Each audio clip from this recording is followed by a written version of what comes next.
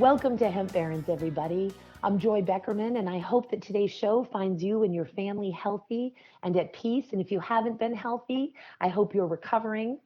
This is such a transformative time, and I know that we all have different levels of challenges and obstacles that we're facing, and certainly inconveniences that we're learning to handle and work through. I really believe that this transformative time is giving us an opportunity to learn so many lessons. Everything from what kind of food choices have I been making? And now I have a little bit more awareness and mindful bandwidth to make a better choice. Or, sheesh, I recognize that my daily routine has gotten off kilter over the years in my busy life, and I want to integrate these other good habits that I used to practice or that I've been wanting to practice for years into my daily routine now. So there's just so many opportunities for us to make better choices and really take the time to work through those frustrations and those inconveniences and sit with those uncomfortable and negative feelings and transform them and evolve. And I also fully recognize that I am in a good position, that I can do that. I'm not suffering for employment right now. And my heart is going out to the many, many millions of people across America and certainly the world who are suffering tremendously. We know that the unemployment rolls are just exponentially going up. We have families who are hungry, children who are hungry, people who have medical needs. And of course, my heart goes out to children and families who live in homes where there is domestic violence, where there is substance abuse. And of course, those issues and those problems are compounded by staying at home. And yet it's what science is telling us we absolutely must do. And so my heart's going out to those folks as I sit here and count my blessings, my very many blessings, and move through this opportunity to change and to evolve and being part of making the world a better place. I really do believe that this transformative time of coronavirus has the highest potential for change in our lifetimes. So thank you for being a part of this with me and for listening. And I'm just sending you my most positive vibrations and beaming as much love and light as I can out to the world and out to everybody for strength and inspiration so we can make the most of this, what I'm going to call an opportunity, even though, yes, it's an opportunity that's coming in the form of a pandemic, the likes of which we've not seen before. And as it turns out, there's this gradual reopening in being discussed in certain jurisdictions. We currently have a date for New York State, which is May 15th. That the stay-at-home order will start to be gradually lifted, and so on and so forth. So there is some change happening and some signs on the horizon that we might start to get back into our new and improved normal. And that's the story I'm sticking to, that it's going to be a new and improved normal. And at the same time, we do have to wait and see. We're all very concerned about a second wave and have learned from Spanish flu and other pandemics what the reality of that potential is. So we'll see. In terms of hemp industry news, there's been some really great news, actually. And there was a recent major call to action by the hemp industry and agricultural coalitions. And as you folks may know, I'm the vice president of federal lobbying for the U.S. Hemp Roundtable, which is our nation's leading 501c4 advocacy organization for hemp. And we joined in many of the other hemp industry organizations and advocacy groups, along with those agricultural groups, to send out massive PR and calls to action for folks to beseech the White House to ensure that hemp farmers and hemp companies could be eligible for the EIDL program. That's the Economic Injury Disaster Loan Program that the Small Business Administration is administering under the CARES Act that recently passed for the coronavirus. And good news, as what happens when people get together, those advocacy efforts were a tremendous success. So now, under the Paycheck Protection Program Increase Act, what we're calling the PPP Act, which of course was a piece of the CARES package, is expected to be signed to law probably by the time you hear this. This new issue is going to be signed into law, this new benefit.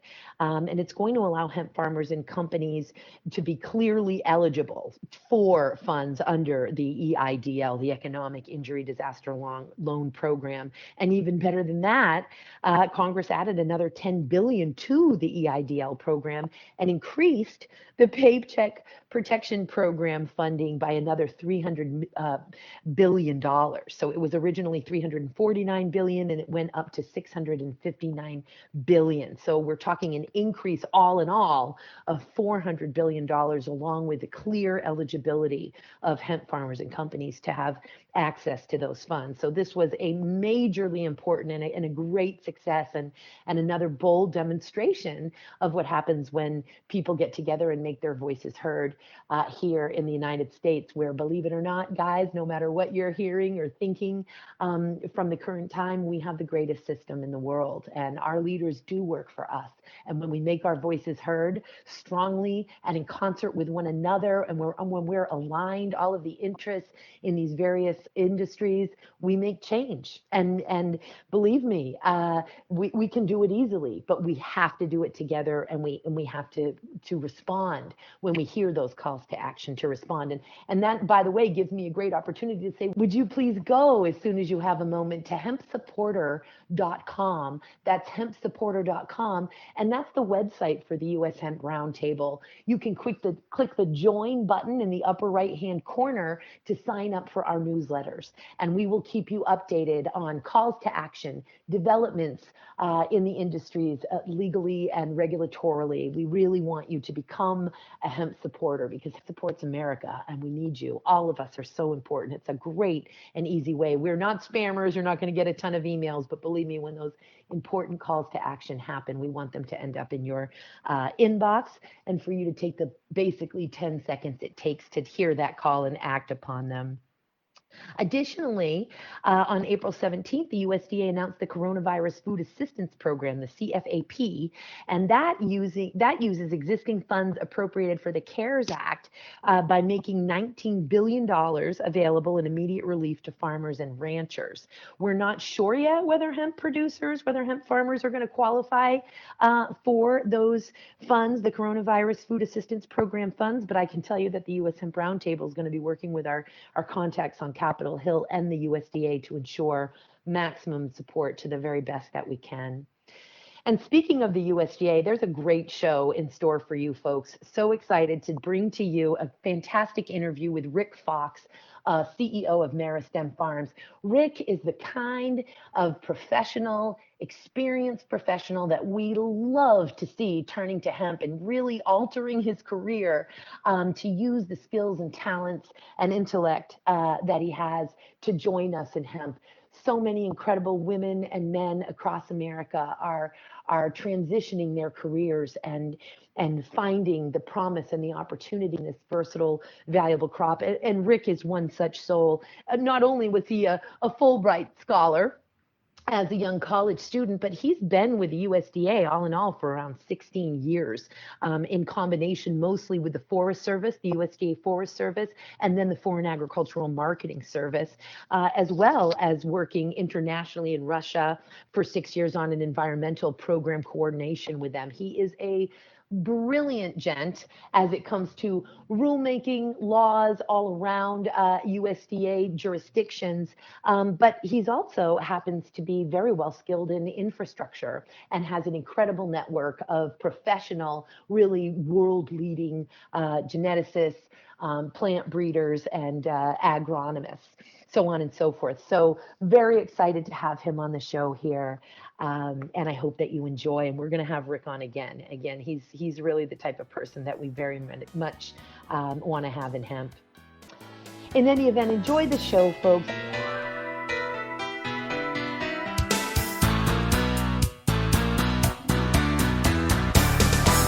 Well, hello, Rick. Thank you so much for being with us on Hemp Errands today. Thank you, Joy. It's great to be on with you. You know, you're one of these souls, these intellectuals, and these real doers. A gentleman who rolls up his sleeves to advance agriculture, and someone who we're so lucky to have in hemp at this nascent stage as this versatile, valuable crop reemerges and reestablishes itself, because we are building the infrastructure here. We are connecting the dots, and we need regulations. We need folks who can see around corners in the midst of all of the inspiration and misinformation that comes with the truly exciting and revolutionary opportunity to introduce another crop into America's agricultural scheme. Although in this case, reintroducing. And Rick, your pedigree is just outstanding. Again, we're so lucky to have you now putting all of your talents and skills and experience into hemp. But you've spent 12 years working for the USDA Forest Service, another 3 years working for the USDA's Foreign Agricultural Service, 6 years working as an environmental program coordinator in Russia, and you're a Fulbright scholar. I really can't imagine anyone more perfectly suited to get into distribution, genetics, and again, building these critical blocks of delivering on the promise of all that hemp is and can be for our nation. So it's just wonderful to have you and great to have you in hemp. You're the CEO of Meristem Farms. Will you first start by telling us when you decided to jump off the cliff and throw yourself into this opportunity and this incredible crop? Wow. Well, sure. Happy to. And you made me blush with how you started. Yeah, it's really all those nice things you said are really just another way of what I call myself, a recovering bureaucrat trying to find a way to be useful in the private sector. So, yeah, it was about 15 years in USDA and risen through the ranks quite a bit, learned a lot, got some things done. And, that's people tend to look at their public service careers and agencies in a 30-year time frame. And I was about halfway through. So I was thinking, well, if I stay in this, then I'm going to stay in this until I'm pretty much done. And decided I needed something more creative. I wanted to see some more direct impact, wanted to get involved in, frankly, something more profitable. And yeah, I mean, it's actually a long story how it ended up in hemp. We were going to start out in high THC cannabis, going back to some very old friends from my college days, and Dead Tour. But there were a few different pivots along the way, and we ended up settling on getting into the hemp business here in Vermont. Moved from DC, moved the family up here. My wife had a federal career as well. And we both decided to just take the leap. And I think we're still in the air, leaping. Maybe we're growing some wings. So it's been an incredible adventure and learning a ton, and hopefully adding some value on the way. Indeed, and I want to talk much more about what Meristem is doing. It's a dream team of sorts that you have created to operate Meristem Farms, and how you find time, and I know how you do it, because I do the same thing. You find time by not sleeping and eating properly, Right. and self-care. But hey, the plant is a purpose-driven endeavor, and so you manage to find time, of course, and really even drive and lead the ongoing dialogue, particularly as it relates to the USDA's interim final rule. And there's a lot going on right now. Movement is taking a place, and I think you might have an update or some news for us that I'm very, very excited to not only discover myself as during this interview, but of course to share with our listeners. And before we get to that, so Meristem, of course, while you sell beautiful biomass for cannabinoid processing and sell your own smokable hemp products, gorgeous products that I'm viewing on the website, You also work with distribution again because your passion here is to be the infrastructure, is to really create uh, a foundation to deliver on the promise of this plant that we can count on, that we can build on, that is solid and that is going to give the American farmer, the American manufacturer and consumer here the highest chance of success. So tell us a little bit about what's on the horizon for Meristem and what you're working on right now. Yeah, happy to. So last year, we have some very experienced people on our team in growing this amazing plant. I just try to absorb as much as I can when I'm around them. But for our company, last year was our first year growing hemp, and it was a struggle, like for many hemp farms. And one of the things, or several of the things that we learned, is that there are major problems throughout the value chain in the industry, and a lot of those come back to the regulations. And so, in fact, the USDA interim final rule directly impacted our business, like many others around the country. So we decided to take a closer look and take some action there. The news is coming very soon, but I can tell you this, that that there are. When I was in USDA, I was actually in charge of rulemaking in my division when I was back in the Forest Service, and handled a lot of rulemaking issues, in legislative affairs, and the Undersecretary's office across the street in the department. USDA, and there are very specific requirements for how federal agencies are supposed to go about issuing rules. It became quite clear that USDA didn't follow those rules, and that's bad enough in and of itself. But the lack of information that they got from the public and from science is partly what directly impacted so many companies in the industry. Specifically, the 15-day testing window, the theoretical testing of decarboxylated THC, which people refer to as total THC, but isn't really total THC at all. And the way they sample for only flowers. These are things that if they had done their public comment the way they're supposed to, they probably wouldn't have gotten so wrong, and not so many businesses would have been impacted. So, there are, from our view, clear violations of two laws: the Administrative Procedures Act and the Regulatory Flexibility Act. The first one's the one that requires public notice and comment, and the second one requires an analysis of impacts on small business. We've finished our preparations for the next step on helping USDA to address those issues, and I would look for an announcement very soon about specifically what's going to happen in that regard. And there are a lot of other problems in the interim final rule also that we want to take up. The good news is that I think USDA is aware of it.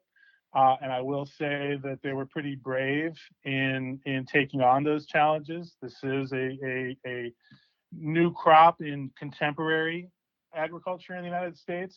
So, I appreciate their courage in taking it on. I just wish they hadn't been forced to rush it so much on getting this draft out. Hopefully that can be fixed very soon. Their decision to delay enforcement of two other provisions in the rule regarding DEA registration of labs and disposal of crops.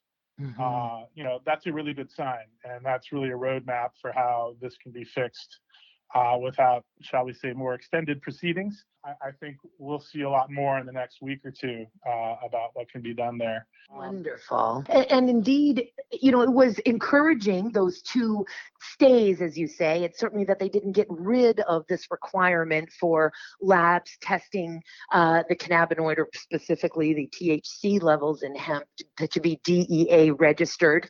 They're holding off, right, until 2021 for now. now, but that was a wonderful reprieve because it really setting the American farmer up for failure had they done otherwise. And while I can certainly appreciate, and believe me, I like you, I find the silver lining in all of these things, and I'm cheering on the heroes and heroines at the USDA are really trying to deliver on this crop. And I was so disappointed. Of course, as we know, the word disposal is what was in the Farm Bill, not the word destruction, and they had to come out with destruction.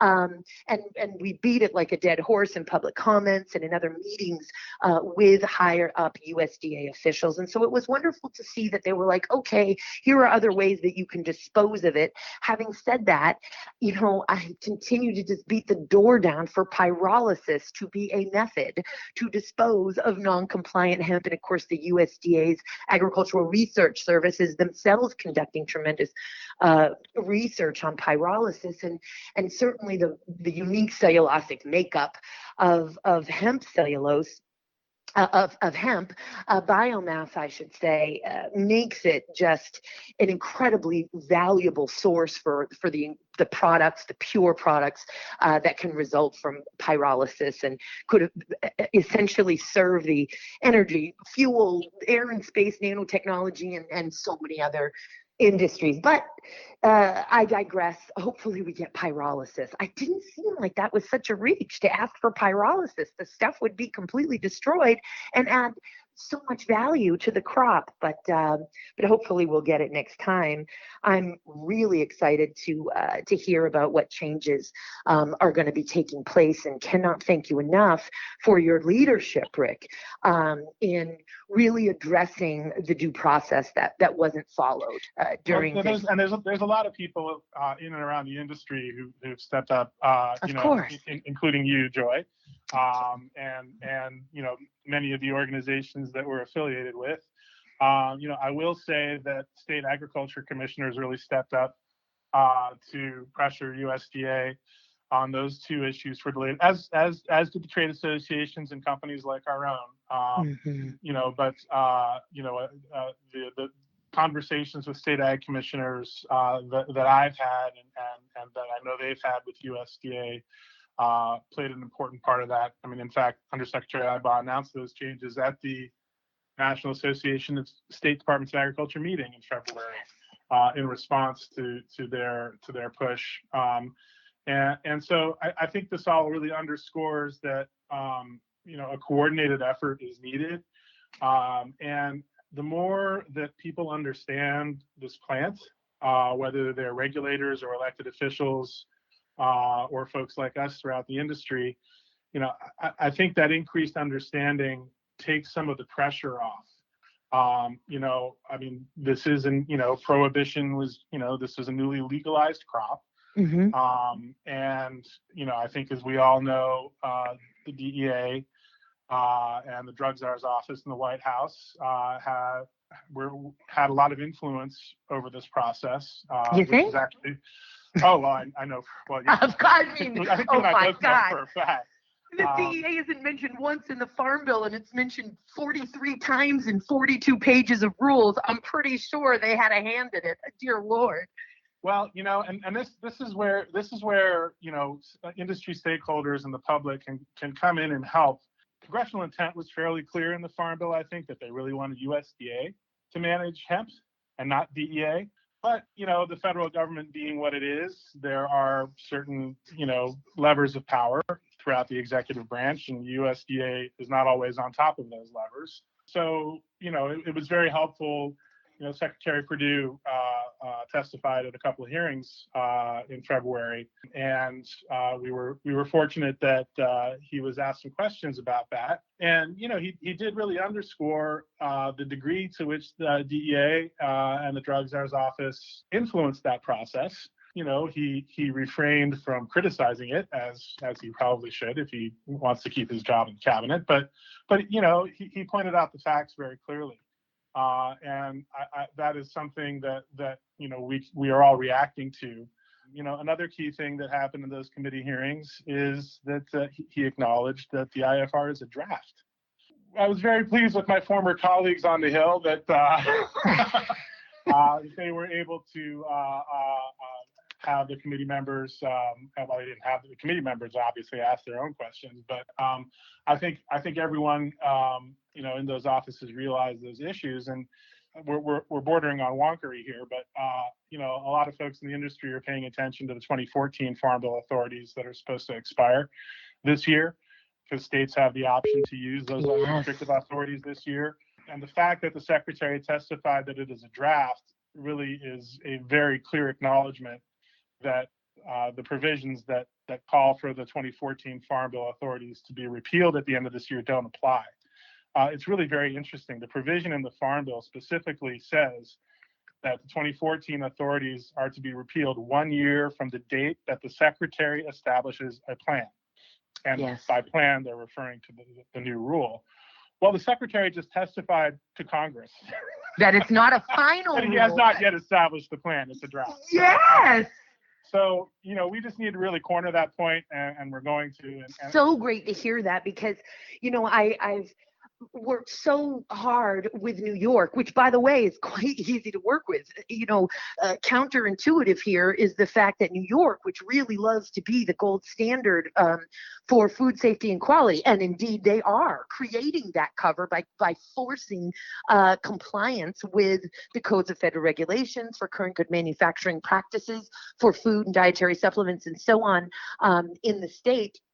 But even New York was like, sorry, guys, we're sticking with the 2014 Farm Bill as long as we can. You better get this fixed, because we put money, we put resources, we believe in this crop. We want New York to be a leader in this crop, and you're setting us up for failure here. So thanks anyway. And amazing to get that result from Kentucky did it. Even Kentucky, which if the rumors are true, was one of the states advocating very strongly to have the new USDA rule put in place as quickly as possible. I can't say for a fact that's true, but I've heard that from a lot of people. Well, when it all came down, they said, you know what? We're sticking with 2014 too. You guys need to work on this a bit more. Yeah, absolutely. God, that Ryan Quarles, is just so awesome. And of course, they had a major hero in Jamie Comer as well, but he moved on to become a member in Congress. And yeah, I mean, Kentucky wants to work under the rules unless you're going to mess with their farmers. Right, exactly. And these are things that, again, I've spent most of my career in public service, in the bureaucracy. And when I was in USDA, I knew that it was the farmers who had the truth, who spoke the truth, and whatever, or the foresters when I was in the Forest Service. But the folks who are actually out there making their living, in the fields and in the woods, they know what's going on. And when a regulation impacts them, it's plain as day. Yeah. And so the enlightenment for me coming out of the bureaucracy and becoming a farmer. Yeah, these regulations come down the pike, and bam, suddenly my biomass contracts are a mess, and I'm looking at laying off employees. I don't know how I'm going to plant the next year. I mean, it's a nightmare. And it's time for us to protect the farmers. The farmers are clearly sick and tired of it. The more I learn about it, the more no way are the farmers going to be the one to continue to take the risk, to continue to take the hit, when the reality is, without the top 6 inches of soil and rainfall, we're all going to die. The farmers are the heroes, and our lives basically depend on them. It's time to understand their, as well as teachers, roles in the regeneration and the sustainability, of course, of our entire civilization.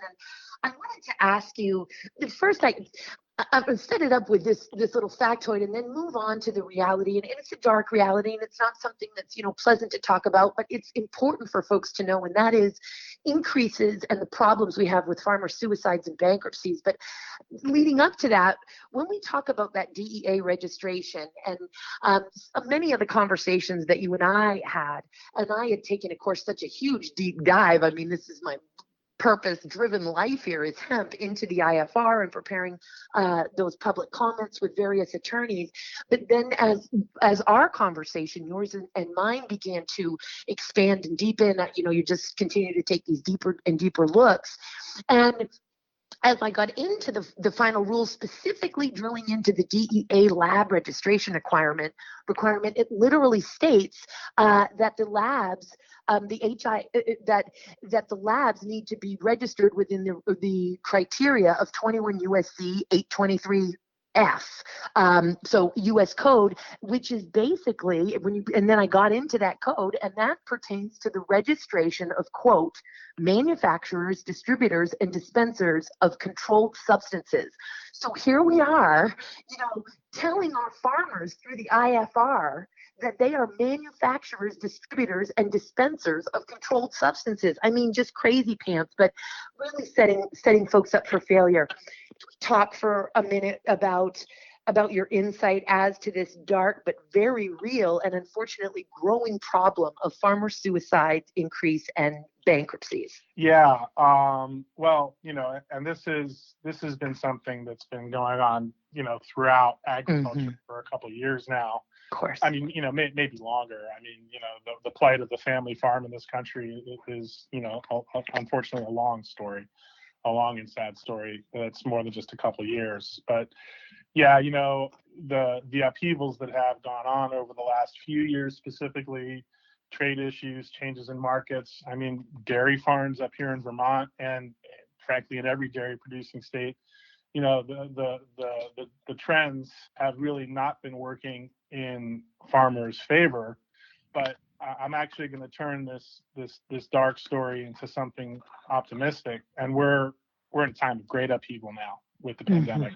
It's front page news every day how important farming is to our food security and to our economy. I mean, I think people intuitively know that throughout society, but they're in touch with it on a daily basis or maybe a weekly basis because they only go to the grocery store every week now, more than ever. And I think this is actually, it's one of those moments where paradigms shift, and I think there's going to be a renewed appreciation of farms and the farm economy, and also how to properly manage the value chains for it. I mean, you can read in the mainstream news now how a large meatpacking plant can't supply pork to consumers because they're set up to supply to large institutional service providers, right? And I mean, I'm using big words, but basically they have the wrong equipment. They have equipment that's all set up so they can fill big bags of onions instead of little bags like what you find at the grocery store. And all of this comes back to how the value chain is managed. And I don't want to turn this into a larger discussion on ag policy, but specifically to hemp, we have an opportunity now, and I mean right now, to reinvigorate the conversation about how hemp diversifies farm revenues. Especially, I mean, those farms that have lost their markets, it's not too late for them to plant hemp, for a lot of them anyway. So, I mean, if they're trashing their onions, and I'm actually not sure onion fields are the best place to grow hemp, but believe it or not, this biggest piece of territory within New York State, where we have that incredible deposit of black dirt, the largest contiguous deposit of black dirt on the planet in Orange County. It's a big onion producing region. Okay. Well, there you go. And those big onion guys, believe me, they have added hemp into their rotation, brother. Yeah. Well, so they should add a lot more. And what this comes back to is not just diversifying farm revenues, but also, where are our textiles going to come from in this new normal that when we come out of this COVID fog? Amen. Our global supply chains are going to be nothing like they were before. So whether it's textiles, whether it's raw materials for plastics, and the 50,000 things we haven't even discovered yet about what we can use for hemp. So this is really, this is a key moment for, frankly, the U.S. government and Congress and how they allocate their next round of stimulus funding. If this one that's, I think, being signed today is 3.5, then phase 4, I think, is coming down the pike. But so, hemp for victory in World War II, hemp for liberty now, or whatever slogan you want. Yep. This is a huge opportunity to divert more federal funding to stimulate the development of the hemp industry. Let's have purchase contracts.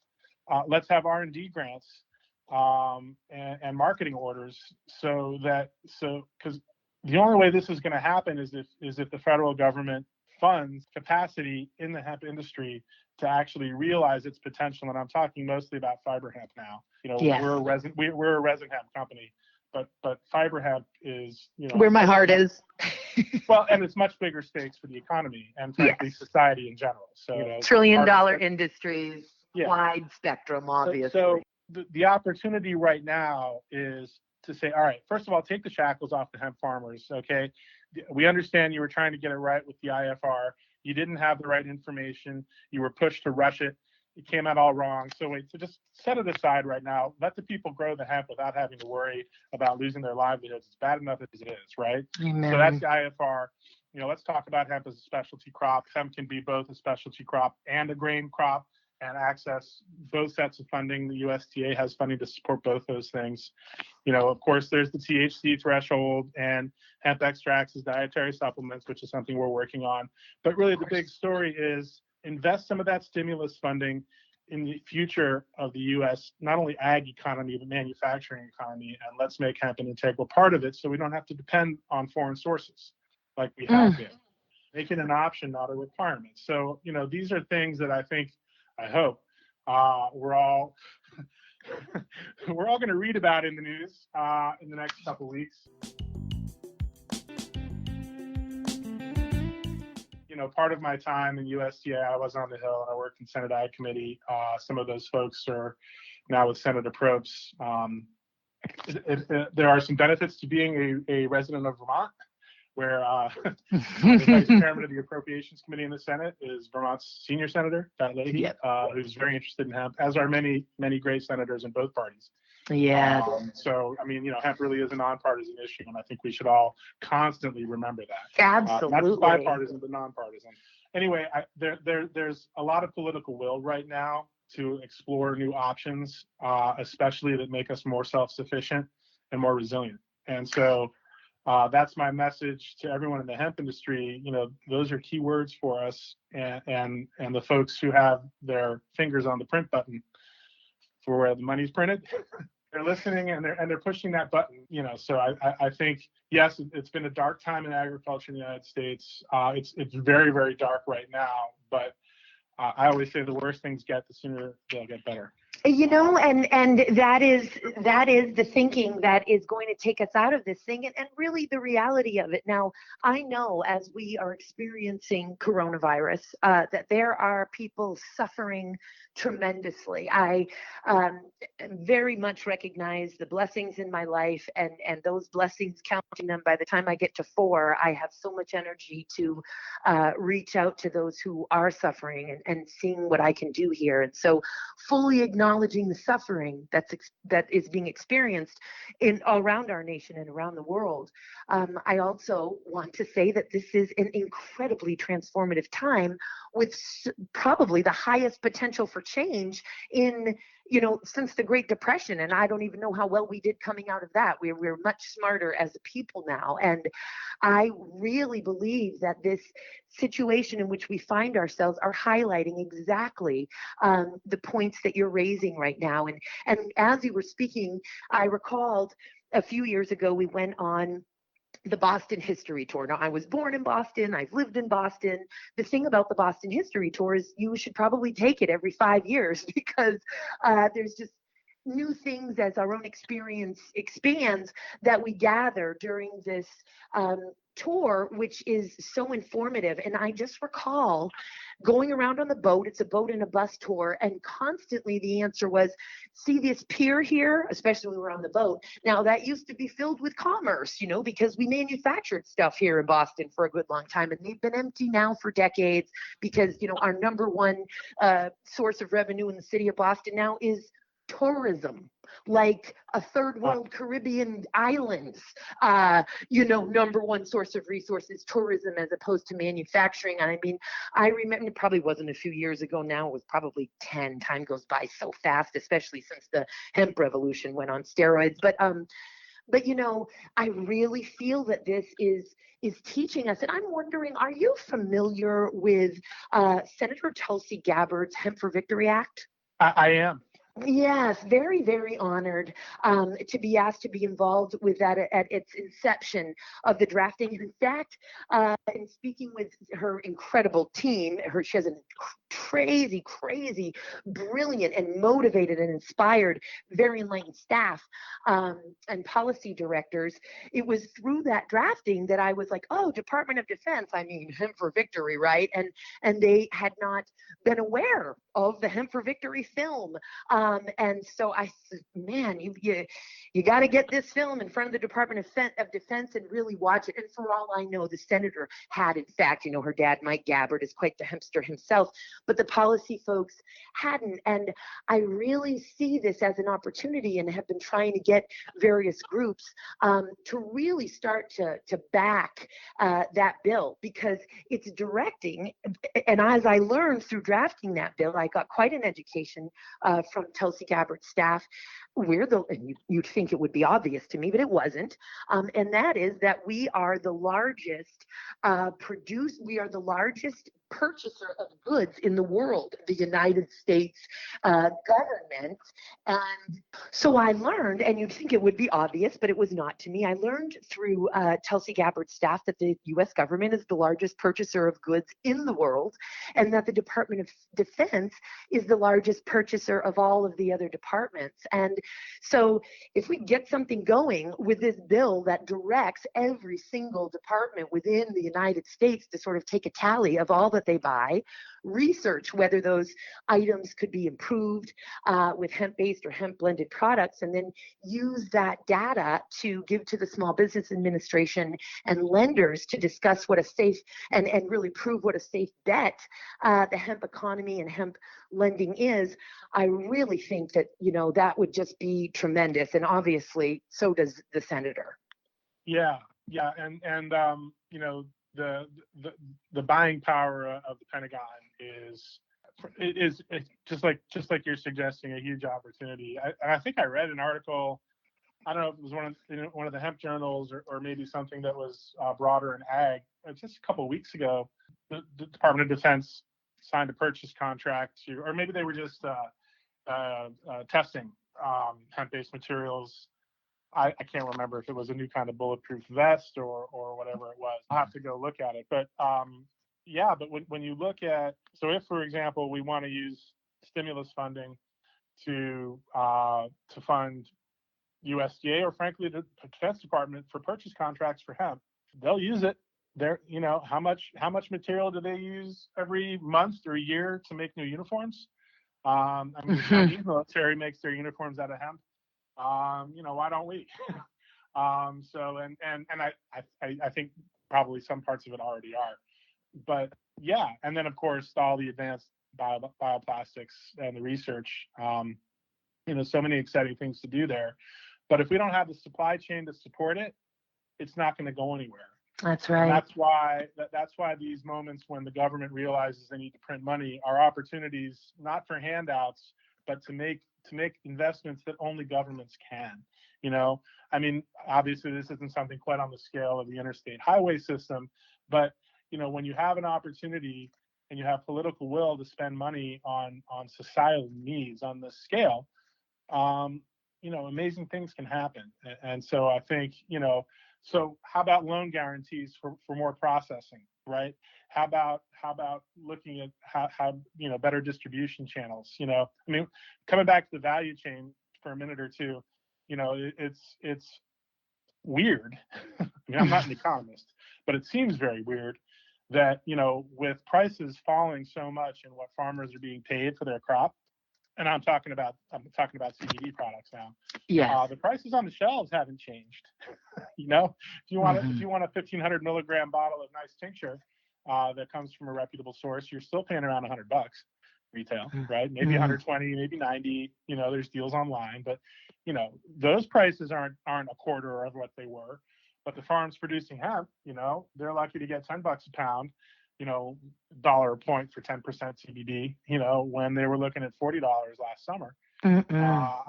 Before harvest. So what's going on there is what economists would call a market distortion. When there's so much supply, then the price should come down, basic supply and demand. But because the processing capacity isn't there, and because the distribution systems are, I'll gratuitously call it quirky, because I broker hemp too, so, there's plenty of really good brokers out there who add value. So, and I'll just stop there. I was just going to say, I'm chewing a hole in the side of my cheek, making an inappropriate joke, but continue. Surely the distribution systems can and need to be more efficient. Everything from, quality assurance to, verification systems, all that sort of stuff. My point is that those risk factors and those uncertainties, and let's not forget, difficulty with accessing financial services too. Yes. All those things introduce risk and uncertainty, so there hasn't been the investment in processing or proper distribution channels that there needs to be, and so you have that bottleneck in the value chain. And I mean, you could also make analogies to how distributors and processors are managing the crop that they do buy. I don't want to get into that either. I think it's obvious that the capacity isn't really there. So and a lot of that risk and uncertainty comes from regulations and the confusion that they create. And how many major capital investors are waiting to get into the hemp industry because they're not, what is this decarboxylation stuff and total THC? And am I going to get arrested? Is my plant going to be shut down? They don't have time, to understand these details that of course folks like you and me can geek out on for an hour. Elected officials and regulators don't have time either. It's been made way too complicated. Yeah. And so, that's where the interface between policy and regulation and the value chain comes into play. Not only does there need to be investment to increase capacity, but you've got to reduce the risk and uncertainty so private capital will come in too. I mean, we all know how the huge, beverage manufacturers and food producers, are chomping at the bit to get in. Some of them are getting in a little bit, but it's, that's a real problem. And that's something that regulation, first and foremost, getting the right regulations in can help. And then particularly on the fiber side and advanced bioplastics, some serious build that infrastructure, man. Gosh, we are so lucky to have you, Rick, fighting the fight for this incredible plant. Just the kind of guy or gal we need. And I can't thank you enough. Clearly, as long as you'll have us, we can't wait to have you back on the Hemp Baron Show. Very, very much looking forward to the announcements that are going to be coming from the USDA. And again, thank you so much just for your solidarity and your leadership in that ongoing dialogue/struggle. And folks, please, you can go to our website, find Hemp Barons at the MJBulls.com website.